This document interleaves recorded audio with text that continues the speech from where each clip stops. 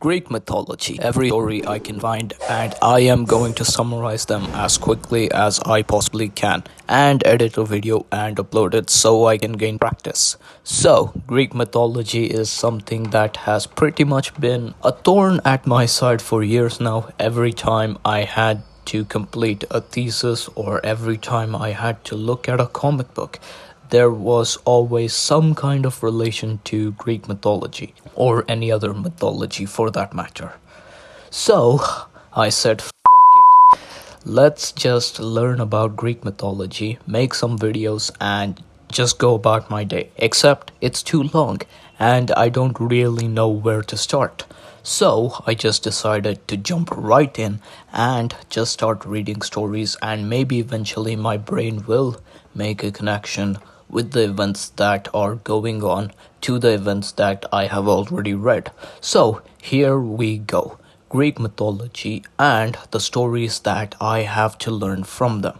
First off, we have chapter 1, Out of Chaos. This is apparently the beginning of Greek mythology, or at least close to it. So let's do this. And let's hope the story is interesting enough for you to forget how boring and monotone my voice really is. So here we go. Chapter 1, Out of Chaos. In the beginning, there was only chaos, a great void of emptiness. But from the chaos rose Gaia, Earth, and Eros, love. They were then joined by Night and Day, who had put an end to the reign of Erebus, darkness. With the eternal cycle of dusk and dawn emerging, lastly would come Tartarus, the deepest depths of the world, where condemned souls would be sent for punishment.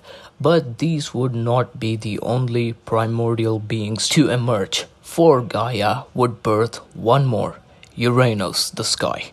The two would then unite and produce 12 children, 6 sons and 6 daughters.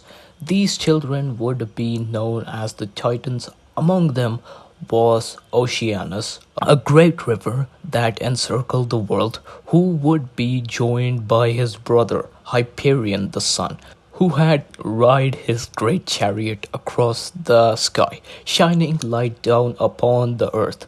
But when day became night, his daughter Selene, the moon, would emerge, shining her light into the darkness. But Uranus was a cruel father to the Titans, locking his children deep within the earth. Probably because they strained his grocery budgets every month. Hey, I understand, man. Being a father, providing for the family is a tough job. So, anyway, to escape, they would look to their mother, Gaia, who fashioned an indestructible sickle that she gifted to her youngest and strongest son, Kronos. Kronos would patiently wait, and when Uranus came to lie with his wife, aka his mother, Kronos' mother, I guess Uranus' mother as well. Wow, Greek mythology is weird. He would jump out and slice off his father's genitals. This guy really knows what he's doing.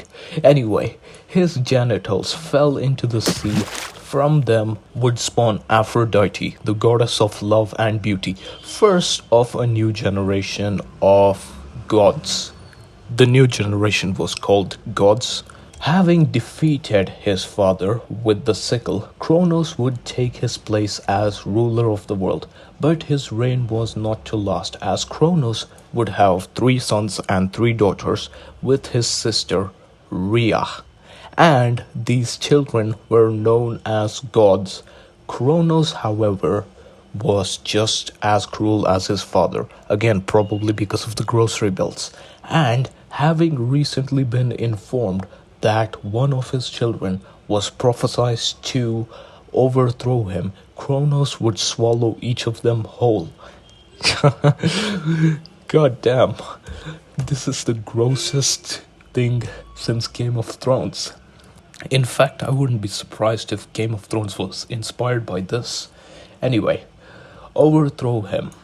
Kronos would swallow each of them whole as they were born. Only one would escape his horrible fate, That was Zeus, the youngest of the children, being saved by his mother Rhea, not wanting to lose her last child. Rhea would hide Zeus on Mount Ida in Crete, and instead feed her husband a rock dressed in infant's clothing, and Kronos consumes it.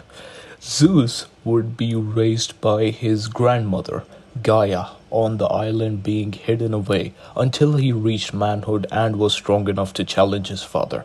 When the time came, Zeus would return, striking down Kronos and releasing his siblings from his father's stomach with his brothers and sisters, because digestion doesn't exist in Greek mythology. Continuing on, staying on point, at his side, Zeus would wage a war for 10 long years against the Titans, releasing from the depths of the earth the 100-handed giants, as well as the Cyclopses, and a legendary craftsman who would forge Zeus a mighty thunderbolt, Poseidon a trident, and Hades a hat. I think Hades got the short end of the deal there. Oh, it's a hat of invisibility. Never mind, that's a cool prop. Anyway, these props help the gods turn the tide of the war against the Titans. And they actually won the war. Zeus would imprison them in Tartarus, deep within the earth, where they would remain in torment for eternity. Having led the Titans in the battle, a special punishment would be reserved for Atlas, who was cursed to hold the sky on his shoulders forever. Only a few Titans would escape punishment, with Themis, the Titan of law and order, and her son, Prometheus, who had allied with Zeus at the start of the conflict, being pardoned and allowed to live their lives amongst the gods. With the world now free from the Titans, the three brothers, Zeus, Hades, and Poseidon, would decide what realm each would claim, with Zeus receiving the sky, Poseidon receiving the sea, and Hades the underworld, where the spirits of the dead would reside. Taking up home on Mount Olympus, Zeus and his fellow gods would become known as the 12 Olympians, ruling over mortals and monsters alike. So, what happened to the women? No idea. I guess Greek mythology is also sexist. Anyway, that's it. That's the first chapter, at least I think it is. Moral of the story: don't have too many children, otherwise you will kill them. Goodbye.